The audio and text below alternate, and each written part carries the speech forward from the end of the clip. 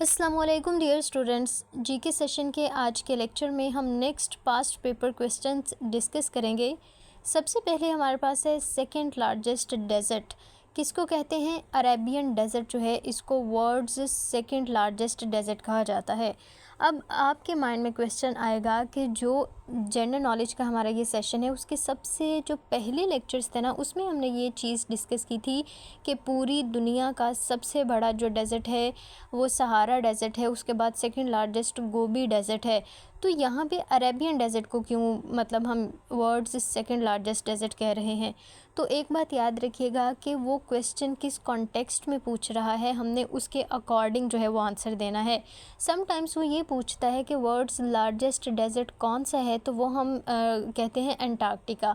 अब अंटार्कटिका को डेजर्ट क्यों कहा जा रहा है, क्योंकि डेजर्ट कहते किसको हैं, डेफिनेशन क्या है, जहाँ पे वेजिटेशन नहीं होती, जहाँ पे जो हमारे पास दरख्त वगैरह हैं ये ग्रो नहीं कर पाते। तो यहाँ पे देखें, अगर वो हमें लार्जेस्ट कोल्ड डेजर्ट पूछे तो वो तो हम अंटार्कटिका मेंशन कर देंगे। तो समटाइम्स वो ना एरिया के अकॉर्डिंग पूछता है। अब हमें पता है जो हमारे पास अरेबियन पेनिनसुला है, जहाँ पे एक हमारा सऊदी अरब कंट्री मौजूद है। तो ये जो अरेबियन पेनिनसुला मौजूद है ना, ये एक डेजर्ट है। मुख्तलिफ़ कंट्रीज़ उसमें आते हैं, सीरिया आ जाता है, सऊदी अरेबिया हमारा आ जाता है, बाकी जो इसके साथ वाले कंट्रीज़ हैं वो सारे क्या हैं, अरेबियन पेनिनसुला में रहते हैं, वहाँ पे मौजूद हैं। तो अरेबियन पेनिनसुला क्या है, एक हमारे पास डेजर्ट है। तो एरिया के अकॉर्डिंग हम वैसे रीजन की बात करें तो वो हमारे पास जो अरेबियन डेजर्ट है ना वो सेकंड लार्जेस्ट डेजर्ट बनता है। लेकिन वो अगर एमसीक्यूज़ पूछता है आपसे, जनरल क्वेश्चन वो देता है कि which is second largest desert of the world, अगर वो एमसीक्यूज़ में आपको अरेबियन डेजर्ट ऑप्शन देता है तो आप उसी को सेलेक्ट करेंगे। अगर उसने अरेबियन डेजर्ट का ऑप्शन नहीं दिया तो वर्ल्ड्स सेकंड लार्जेस्ट डेजर्ट हमें पता है कौन सा है, वो है गोबी डेजर्ट। नेक्स्ट हमारे पास एमसीक्यूज़ है कि अर्नस्ट हेमिंगवे जो है ये किस कंट्री से बिलोंग करते हैं, ये यूएसए से बिलोंग करते हैं। अब अर्नस्ट हेमिंगवे क्या है, ये एक राइटर हैं। आपने अगर सिंपल बैचलर्स किया हुआ है, बीए किया हुआ है, तो आपने वहाँ पे एक नावल पढ़ा होगा, the old man and the sea. ठीक है, उसके राइटर यही अर्नस्ट हेमिंगवे हैं, इन्होंने ही वो जो नावल है वो लिखा है और ये राइटर बिलोंग करते हैं यूएसए से। नेक्स्ट हमारे पास है थ्योरी ऑफ पॉपुलेशन। इसको हमने डिस्कस भी किया था कि थ्योरी ऑफ पॉपुलेशन जो है ये क्या है, ये किसने प्रेजेंट की है, थॉमस रॉबर्ट मैल्थस ने। थ्योरी ऑफ पॉपुलेशन को मैल्थूसियन थ्योरी भी कहा जाता है। नेक्स्ट हमारे पास है कि हर्मिट किंगडम जो है ये किस कंट्री में है, ये सिस्टम कोरिया में है। नेक्स्ट है हशमित किंगडम, ये कहाँ पे है, ये जॉर्डन में है। अगर मैं आपको हशमित किंगडम का बताऊँ तो ये हाशमी किंगडम मतलब ये है, इसको इंग्लिश में हशमित किंगडम कहते हैं। अब इस किंगडम के बारे में कहा जाता है कि ये किंगडम जो स्टार्ट किया है ना वो हज़रत फ़ातिमा की जो औलाद थी आगे, उनकी औलाद ने ये जो है आगे से इस्टेब्लिश किया है जॉर्डन में। और इसके फाउंडर जो हैं वो अब्दुल्ला वन है। और हशमित किंगडम की जो बुनियाद है वो कब रखी गई थी, 25 मई 1946 में। रीजन याद रखिएगा कौन सा है, जॉर्डन। नेक्स्ट है हमारे पास कि फ़र्स्ट इस्लामिक समिट जो है वो कहाँ पे हुआ था। इस्लामिक समिट यानी OIC की जो फ़र्स्ट समिट थी वो हमारे पास रबात मोरक्को में हुई थी 22 सितंबर से लेके 25 सितंबर 1969 में। और यही वो ईयर है जब हमारे पास OIC इस्टेब्लिश की गई थी।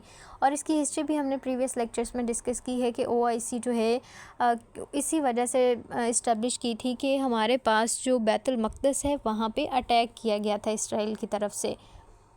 नेक्स्ट है कि आल्मा मैटर, ये जो टर्म है ये किस लिए यूज़ की जाती है, ये उस इंस्टीट्यूशन के लिए यूज़ की जाती है जहाँ से आपने जो है तालीम हासिल की है।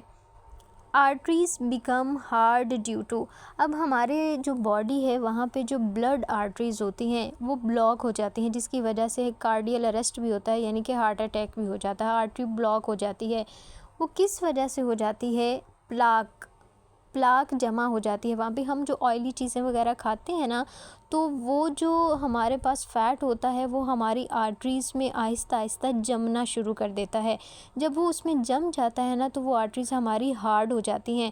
अब हार्ड होने से क्या होता है, देखिए हमारे जो ब्लड में से, हमारी बॉडी में से जो ब्लड गुजरता है ना, उसका एक प्रेशर होता है, स्पेसिफ़िक प्रेशर होता है, और हमारी आर्टरीज़ बहुत ज़्यादा फ्लेक्सिबल होती हैं, उनमें लचक होती है। और ये फ्लेक्सिबिलिटी इसी वजह से होती है कि अगर ब्लड का प्रेशर थोड़ा ज़्यादा कम हो तो वो आर्टरीज़ उस ब्लड प्रेशर को अकोमोडेट कर सकें।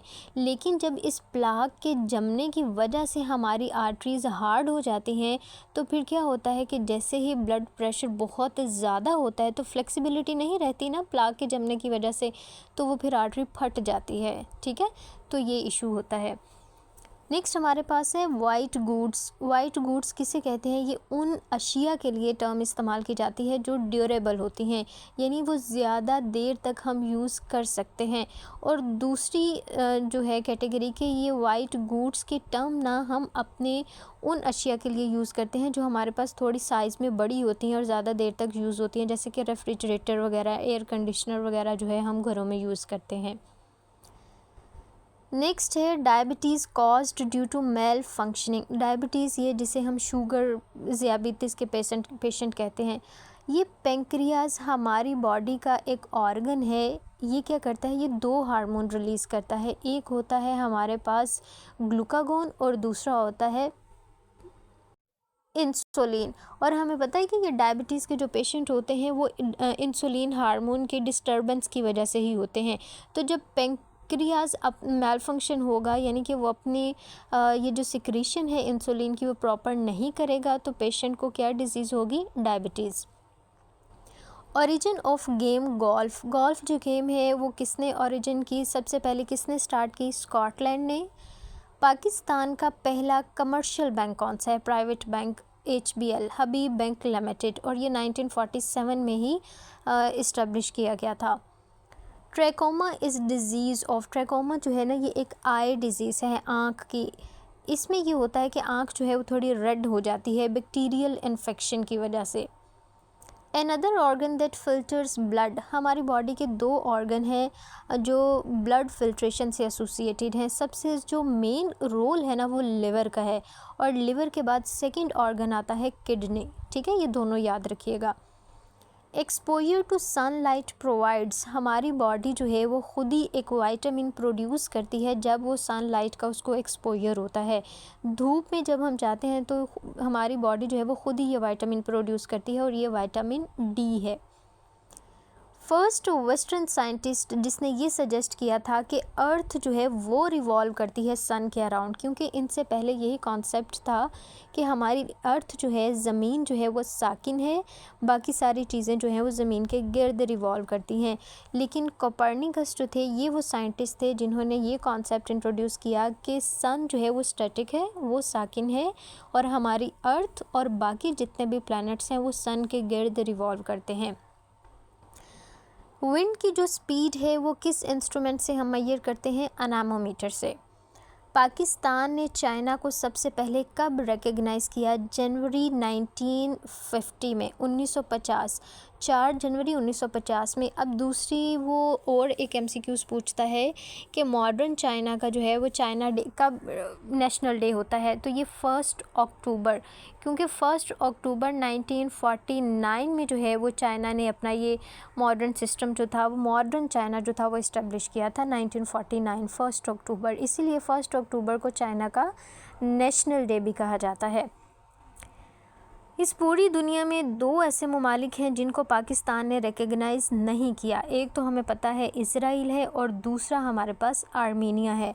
अब आर्मीनिया को पाकिस्तान ने क्यों रिकग्नाइज़ नहीं किया? क्योंकि हमें पता है आर्मीनिया का एक कन्फ्लिक्ट है आज़रबाईजान के साथ। आज़रबाईजान एक मुस्लिम मुल्क है। बिल्कुल वैसा ही टेरिटोरियल डिस्प्यूट आर्मीनिया और आज़रबाईजान के दरमियान में है जैसा कि पाकिस्तान और इंडिया के दरमियान कश्मीर का इशू है। तो पाकिस्तान यही अपनी आइडियोलॉजी रखता है कि अगर पाकिस्तान ने आर्मीनिया को एक्सेप्ट किया तो इसका मतलब यही है कि पाकिस्तान जो है वो कश्मीर वाले जो क्वेश्चन है उसको छोड़ रहा है। तो इस वजह से पाकिस्तान जो है वो आर्मीनिया को रिकग्नाइज़ नहीं करता। दूसरी बात, वो पाकिस्तान जो है वो अज़रबैजान एक मुस्लिम कंट्री है, उसको सपोर्ट करने के लिए जो है वो आर्मीनिया को रिकग्नाइज़ नहीं करता। नेक्स्ट हमारे पास है कि ह्यूमन बॉडी जो है उसमें नंबर ऑफ़ रिब्स कितने हैं, 24। लेकिन अगर वो पूछे कि पेयर्स कितने हैं, तो पेयर्स अगर उसने क्वेश्चन में मेंशन किया तो हम 12 लिखेंगे, लेकिन अगर जस्ट वो नंबर ऑफ़ रिब्स पूछ रहा है तो फिर 24 हैं। ट्रीटी ऑफ हुदैबिया, सुलह हुदैबिया, जो कि हज़रत अली रदी अल्लाह ताला अन्हु ने लिखी थी, वो लिखी कब थी? 6 हिजरी में। ये तो हमें पता है। अब एग्ज़ामिनर समटाइम्स ये पूछ लेता है कि सुलह हुदैबिया में मुसलमानों और कुफ़ार के दरमियान एक मुआहदा हुआ था कि कितने साल जंग नहीं होगी, तो 10 साल तक उन्होंने कहा था कि किसी भी किस्म की जंग नहीं होगी। नेक्स्ट हमारे पास है कि highest military award of UK, United kingdom का हाईएस्ट मिलिट्री अवार्ड है विक्टोरिया क्रॉस। और फर्स्ट एशियन जिसने ये विक्टोरिया क्रॉस लिया था, जीता था, वो कौन थे? सूबेदार Khudadad Khan. Highest military award Italy का कौन सा है? Gold medal of military valour. अब ये नाम याद रखिएगा क्योंकि एग्जामर कुछ स्पेसिफिक कंट्रीज़ के हाईएस्ट मिलिट्री अवार्ड्स का पूछता है। पाकिस्तान के अगर हाईएस्ट मिलिट्री अवार्ड का कहा जाए तो वो निशाने हैदर है। थ्योरी ऑफ कॉन्टिनेंटल ड्रिफ्ट, ये थ्योरी किसने दी थी? अल्फ्रेड वैगनर ने। थ्योरी ऑफ कॉन्टिनेंटल ड्रिफ्ट क्या है ये भी हम डिस्कस करके आए हुए हैं पहले। करेंसी ऑफ मेक्सिको, मेक्सिको जो कंट्री है उसकी करेंसी क्या है? पीसो। सोवियत यूनियन जो कि यूएसएसआर थी, उसने अफ़गानिस्तान में इन्वेड कब किया? उसने दिसंबर 24, 1979 में इन्वेड किया और निकला कब था? 1989 में। तकरीबन 1 डेकेड जो थी ये वॉर जारी रही थी। अब सोवियत यूनियन क्या है? ये यूएसएसआर है। इस हेड कौन इसको कर रहा था? रशिया। इसके अंदर मुख्तलिफ़ ममालिक शामिल थे। ये यूक्रेन था, इस इर्द गिर्द जो सारे ममालिक हैं ना, फ़िनलैंड, ये सारे कंट्रीज़ जो थे वो यूएसएसआर का हिस्सा थे। हमारे पास सेंट्रल एशियन रिपब्लिक सारी जो थी वो यूएसएसआर का हिस्सा थी। तो ये यूएसएसआर जो है, सोवियत यूनियन जो है, डिसइंटीग्रेट कर जाती है 1991 में। तो ये पूरा ड्यूरेशन जो है वो आप याद रखिएगा कि सोवियत यूनियन बनी कब? दिसंबर 30, 1922 में, ठीक है। और ये डिसइंटीग्रेट कब होती है? 26 दिसंबर 1991 में। और इसने अफ़गानिस्तान में इन्वेड कब किया था? 1979 में। और अफ़गानिस्तान को छोड़ा कब था? 1989 में। नेक्स्ट है हमारे पास लॉन्ग मार्च ऑफ 1934। ये लॉन्ग मार्च कहाँ पे हुआ था? ये चाइना में हुआ था। और ये कम्युनिज़म के लिए जो है, कम्युनिज़म की आइडियोलॉजी को प्रमोट करने के लिए माओ जो एक फ़िलासफ़र है ना और चाइना का पॉलिटिकल लीडर है, उसने ये इंट्रोड्यूस करवाया था। और फिर बाद में इसी रेवोल्यूशन के बाद ये कम्युनिज़म की वेव जो थी वो चाइना में आई थी और मॉडर्न चाइना की बुनियाद जो है फिर फाइनली 1949 में रखी गई। कितनी लिविंग स्पीशीज़ जो है वो इस दुनिया में डिस्कवर की जा चुकी हैं? 8.7 मिलियन। कितने ग्रुप्स हैं वर्टिब्रेट्स के? हमारे पास 2 तरह के लिविंग ऑर्गेनिजम्स होते हैं, एनिमल्स 2 तरह के होते हैं, एक वर्टिब्रेट्स और एक होते हैं इनवर्टिब्रेट्स। वर्टिब्रेट्स वो लिविंग ऑर्गेनिजम्स होते हैं, वो एनिमल्स होते हैं जिनके रीढ़ की हड्डी होती है, बैकबोन होती है। तो ये हमारे पास टोटल 5 ग्रुप्स हैं: फिश, एम्फीबियंस, रेप्टाइल्स, बर्ड्स और मैमल्स। इंसान का शुमार किस में होता है? मैमल्स में होता है। और अगर हम ख़ुद को देखें तो हम वर्टिब्रेट्स हैं क्योंकि हमारे पास बैकबोन, रीढ़ की हड्डी जो है वो है। विडोज़ टीयर ये क्या है? ये एक प्लांट है और एक प्ले है। प्ले ये गेम नहीं, ये प्ले वो है जो एक ड्रामा लिखा जाता है, ठीक है। तो ये एक प्ले भी लिखा गया है इसी टाइटल से, विडोज़ टीयर के टाइटल से, और ये एक प्लांट भी है, पौधे का नाम भी है। यूरोपियन यूनियन के टोटल मेंबर्स कितने हैं? 27 हैं। और लेटेस्ट मेंबर जिसने यूरोपियन यूनियन को ज्वाइन किया है वो क्रोएशिया है और इसने 2013 में ज्वाइन किया था। कैपिटल ऑफ क्रोएशिया क्या है? ज़ाग्रेब। नेक्स्ट है हमारे पास के टोटल मेंबर्स ऑफ यूरोज़ोन। अब यूरोज़ोन ये वो कंट्रीज़ हैं जिन्होंने यूरो को एज अ करेंसी अडॉप्ट किया है। तो ये पहले 19 थे, लेकिन अभी रिसेंटली 2023 में एक न्यू कंट्री जो है वो यूरोज़ोन में ऐड हुआ है और वो क्रोएशिया है। तो इसका मतलब है करंटली कितने कंट्रीज़ हैं हमारे पास? 20। Indian railway started operation, India में रेलवे का जो है ये रेलगाड़ी का सिस्टम कब इंट्रोड्यूस करवाया गया था? 1853 में, ये भी याद रखिएगा। Headquarter of human rights watch, human rights watch एक ऑर्गेनाइजेशन है जो कि लोगों के राइट्स के लिए बात करती है। इसका हेडक्वार्टर है न्यूयॉर्क में। लार्जेस्ट रोड टनल कौन सा है? ठीक है, एक रेल टनल होता है और एक रोड टनल होता है। और हमें पता है टनल क्या होता है, ये भी हमने डिस्कस किया था कि जब पहाड़ में से रास्ता गुजारा जाता है उस पहाड़ को काट कर तो वो टनल बन जाता है। तो दुनिया का सबसे लार्जेस्ट टनल कौन सा है? लैडरल, जो कि नॉर्वे में है। Largest cell in human body, largest cell जो है वो ओवन में है। ओवम जो एग सेल होता है, ठीक है, एग सेल। और स्मॉलेस्ट सेल जो ह्यूमन बॉडी का है वो स्पर्म है। फीमेल रिप्रोडक्टिव सिस्टम जो होता है वो ओवम प्रोड्यूस करता है, जबकि जो मेल रिप्रोडक्टिव सिस्टम होता है वो स्पर्म प्रोड्यूस करता है। और इनके ही फिर फर्टिलाइजेशन से क्या होता है, एक न्यू जाइगोट बनता है और जाइगोट फिर डेवलप करके एक एम्ब्रियो में कन्वर्ट होता है और वही एम्ब्रियो जो है फिर फाइनली एक इंडिविजुअल बनता है। डिजिटल कंप्यूटर जो है वो सबसे पहले किसने इंट्रोड्यूस करवाया? जॉन विंसेंट एटनशॉफ ने। अब पाकिस्तान का पहला टेस्ट जो ओवल टेस्ट इंग्लैंड में हुआ था, जिसमें पाकिस्तान ने इंग्लैंड को डिफीट किया था, तब पाकिस्तान टीम के कैप्टन कौन थे? अब्दुल हफीज़ कारदार। अब इस दुनिया में लोएस्ट पॉइंट कौन सा है? डेड सी। और डेड सी मौजूद कहाँ पे है? ये इसराइल और जॉर्डन का जो आपस में बॉर्डर है ना, वहाँ पे एक छोटा सा ये एक वाटर बॉडी मौजूद है। लेकिन अगर वो पूछता है कि पैसिफिक ओशन में लोएस्ट पॉइंट कौन सा है, तो वो मैरियाना ट्रेंच है। ये आपको मैंने प्रीवियस लेक्चर में थोड़ा क्लियर भी किया था, तो यहाँ पे मैंने इससे रिलेटेड एमसीक्यूज जो है वो ऐड कर दिया है। दुनिया का सबसे पॉपुलेटेड कंट्री कौन सा है? पॉपुलेटेड मतलब गुंजान आबाद, जहाँ पे सबसे ज़्यादा पॉपुलेशन है, तो वो टोक्यो है। पाकिस्तान का कोल्डेस्ट एरिया यानी कि जहाँ पे सर्दी बहुत ज़्यादा होती है वो स्कर्दू है। और गर्मी सबसे ज़्यादा कहाँ पे होती है? जैकबाबाद में। नेक्स्ट हमारे पास है Kosovo got independence from. Kosovo जो है ना, ये एक कंट्री है और ये पहले हिस्सा होता था सर्बिया का। सर्बिया से इसने इंडिपेंडेंस हासिल की 2008 में। और कोसोवो का कैपिटल कौन सा है? प्रिस्टिना। ह्यूमन बॉडी जो है उसमें सबसे ज़्यादा कौन सा मिनरल मौजूद है? कैल्शियम। अब कैल्शियम देखें, अगर हम अपनी बॉडी का एनालिसिस करें तो हम अपने टीथ देखें, ठीक है, कैल्शियम और फॉस्फोरस इसी से बने हुए हैं। दूसरी तरफ अगर हम अपना पूरा स्केलेटन देखें, पूरी बॉडी का जो सपोर्ट सिस्टम है, तो ये पूरा स्केलेटन जो है ये भी कैल्शियम और फॉस्फोरस इसी से बना है, ठीक है।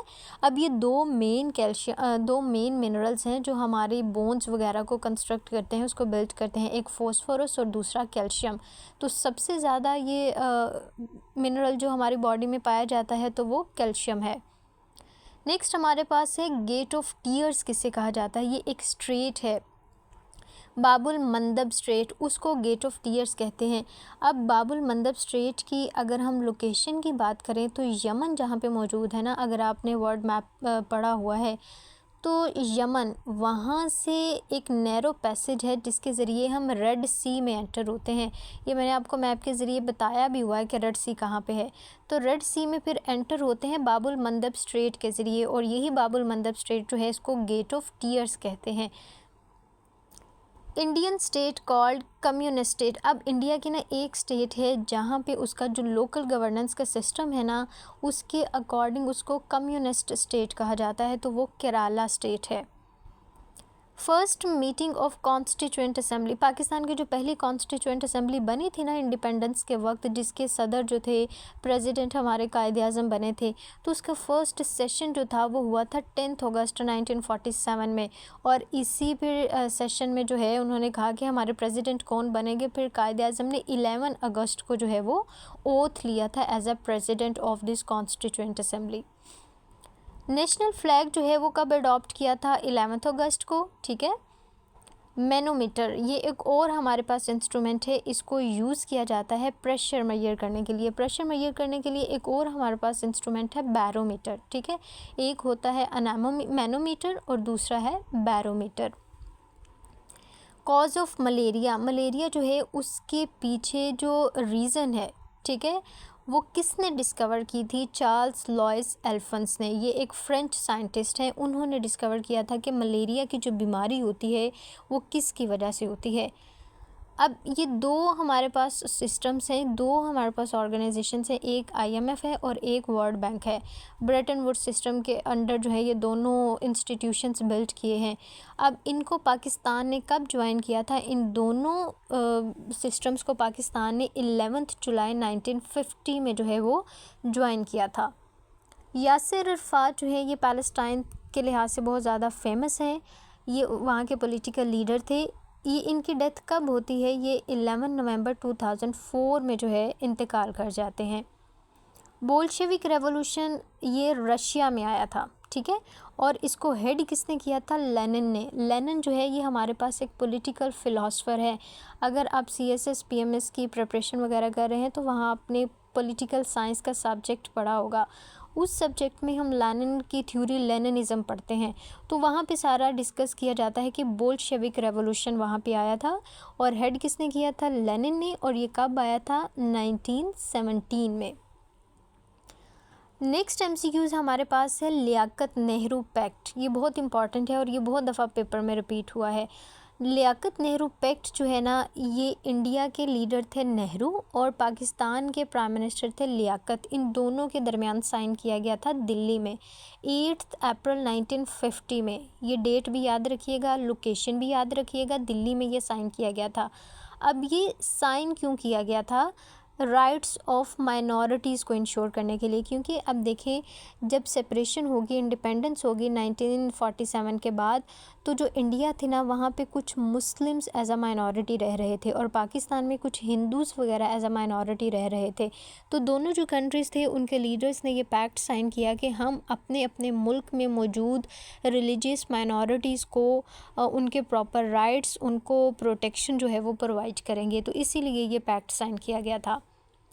नेक्स्ट हमारे पास है मलाखरा। ये एक गेम है जो कि सिंध के इलाके में बहुत ज़्यादा मशहूर है। नेक्स्ट एमसीक्यूज़ है लाइटेस्ट मेटल। सबसे हल्की मेटल जो है वो कौन सी है? Lithium. States in India, India में टोटल स्टेट्स 29 थी, लेकिन अभी रिसेंटली जो है ना 28 स्टेट्स हैं।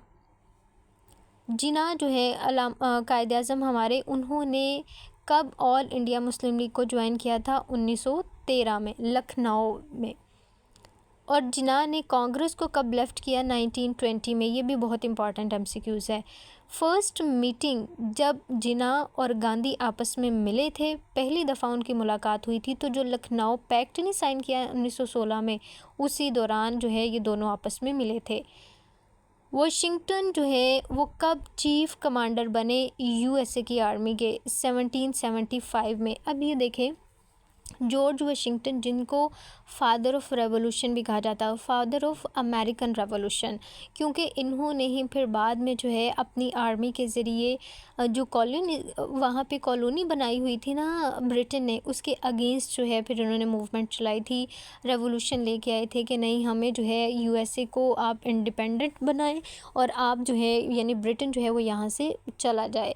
तो इसी वजह से जॉर्ज वाशिंगटन जो है उनको फादर ऑफ अमेरिकन रेवोल्यूशन भी कहा जाता है। लार्जेस्ट आर्मी जो है इस दुनिया की वो चाइना है। अब फीफा वर्ल्ड कप ये जो फुटबॉल का वर्ल्ड कप होता है, इसकी जो ट्रॉफ़ी दी जाती है, जो कप दिया जाता है, वो क्या कहलाता है? Jules Rimet cup.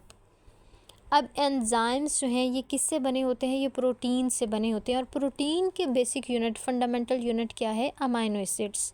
ठीक है, ये एमसीक्यूज़ याद रखिएगा। प्रोटीन किससे मिलकर बनती है? अमाइनो एसिड से। और कुछ प्रोटीन्स जो होती हैं ना वो एंजाइम्स का काम करती हैं कि रिएक्शंस को जो है वो एक्टिवेट करने का काम करती हैं। Shortest wavelength of colour. अब देखिए हमारे पास जो एक वाइट लाइट होती है ना, उसमें कितने कलर्स होते हैं? 7। अब इन 7 कलर्स में कुछ ऐसे होते हैं जिसकी लॉन्गेस्ट वेवलेंथ होती है, जिसकी वेवलेंथ लॉन्गेस्ट होगी उसकी एनर्जी कम होगी, जिसकी वेवलेंथ छोटी होगी उसकी एनर्जी ज़्यादा होगी। तो वो कहते हैं शॉर्टेस्ट वेवलेंथ किसकी है? वायलेट कलर की, और इसकी एनर्जी सबसे ज़्यादा है। जबकि लॉन्गेस्ट वेवलेंथ किसकी है? रेड की, और इसकी एनर्जी सबसे कम है। ब्रिटिश कॉमनवेल्थ जो है ये कब इस्टेब्लिश हुई? 1949 में, लंदन डिक्लेरेशन के दौरान। सीटो। अब हमारे पास ना दो यहाँ पे सिक्योरिटी पैक्ट्स हैं, एक सीटो है और दूसरा सेंटो है। ये सीटो इस्टेब्लिश हुआ था 1954 में। अब इसकी अगर मैं फुल फॉर्म आपको बताऊँ, South East Asia Treaty Organization. तो पाकिस्तान ने जो है वो सीटो को ज्वाइन किया था। अब सीटो का हेडक्वार्टर जो है वो बैंकॉक में है और पाकिस्तान ने सीटो को कब लेफ़्ट किया, 1972 में। और सीटो डिज़ोल्व कब हुई, 1977 में आफ्टर वियतनाम वॉर। ठीक है, वियतनाम वॉर जब ख़त्म हुई तो उसके बाद सीटो भी जो थी वो डिज़ोल्व हो गई। नेक्स्ट हमारे पास है सेंटो। ये दूसरा सिक्योरिटी पैक्ट है जिसका पुराना नाम था बगदाद पैक्ट। अब ये बना था 1955 में, पाकिस्तान ने इसको भी ज्वाइन किया था। अब यहाँ पे ना किसी इशू की वजह से 1959 में बगदाद इराक़ जो है वो सेंटो को छोड़ देता है। इस वजह से इसका नाम जो बगदाद पैक्ट था वो भी ख़त्म कर दिया और सेंटो नाम रखा गया। अब देखें, जब ये बगदाद पैक्ट कहलाता था ना, तब इसका जो हेड क्वार्टर था वो बगदाद में ही था, इसी वजह से इसको बगदाद पैक्ट कहा जाता था। लेकिन जब 1959 में इराक़ ने यानी बगदाद ने यहाँ से लेफ़्ट कर दिया तो फिर इसका जो हेड क्वार्टर था वो चेंज किया गया और न्यू हेड क्वार्टर बना अंकारा, जो कि टर्की का सिटी है। सेंटो का दूसरा नाम जो था वो मीटो था, मिडल ईस्ट ट्रीटी ऑर्गेनाइजेशन, क्योंकि ये जो ऑर्गेनाइजेशन थी ये बनाई ही सिर्फ मिडल ईस्ट की सिक्योरिटी से रिलेटेड थी। नेक्स्ट है वार्सो पैक्ट। अब देखें, जब नेटो एक ऑर्गेनाइजेशन बनी थी ना 1949 में, नेटो बनाई थी यूएसए ने, यूएसए और इससे रिलेटेड जो डिफरेंट यूरोपियन कंट्रीज़ हैं। तो दूसरा हमारे पास ग्रुप था यूएसएसआर, अभी हमने डिस्कस किया ना। तो जब यूएसए ने नेटो बनाई तो यूएसएसआर ने फिर अपना एक सिक्योरिटी पैक्ट बनाया जिसका नाम रखा गया वार्सो पैक्ट। वार्सो जो है वो अब पोलैंड का सिटी है और ये बनाया गया था 14 मई 1955 में। नरीता एयरपोर्ट जो है ये जापान का एयरपोर्ट है। फ्रीडम हाउस ये भी एक ऑर्गेनाइजेशन है, इसका हेडक्वार्टर कहाँ पे है, वाशिंगटन में।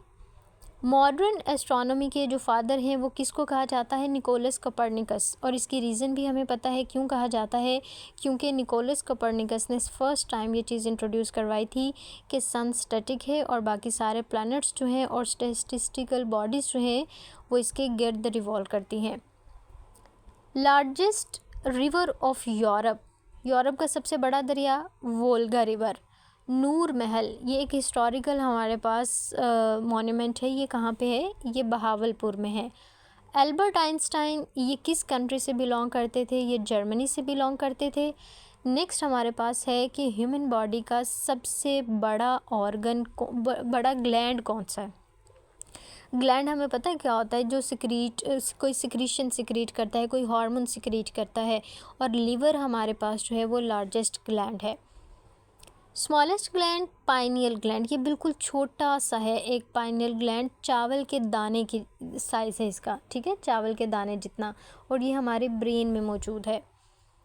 Founder of big bang theory, big bang theory भी हमने पढ़ी है और इसके फाउंडर कौन थे, किसने ये प्रपोज की थी, जॉर्ज लेमेट्रे ने।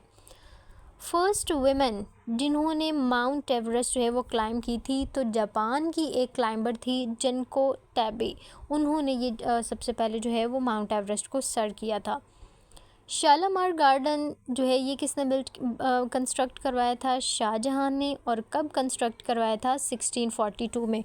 अब कुछ चीज़ें जो है वो हम पहले पढ़ के आए हैं वो हमारी रिवाइज़ होंगी और जो न्यू डाटा जो है वो हमारे पास जो है वो एक नई कलेक्शन MCQs की इकट्ठी होती जाएगी। 1 ऑन्स जो है ये किसके इक्वल होता है, ये 28.35 ग्राम्स के इक्वल होता है। लाइट ईयर, लाइट ईयर क्या है, ये डिस्टेंस का यूनिट है। जब हमने डिस्टेंस मेजर करना होता है ना, जैसा कि ज़मीन जो है वो सूरज से कितनी दूर है, तो ये सारे डिस्टेंसेस वगैरह मेजर करने के लिए जो यूनिट यूज़ किया जाता है वो लाइट ईयर कहलाता है। और 1 लाइट ईयर जो है वो किसके इक्वल होता है, 9.46 ट्रिलियन किलोमीटर्स के।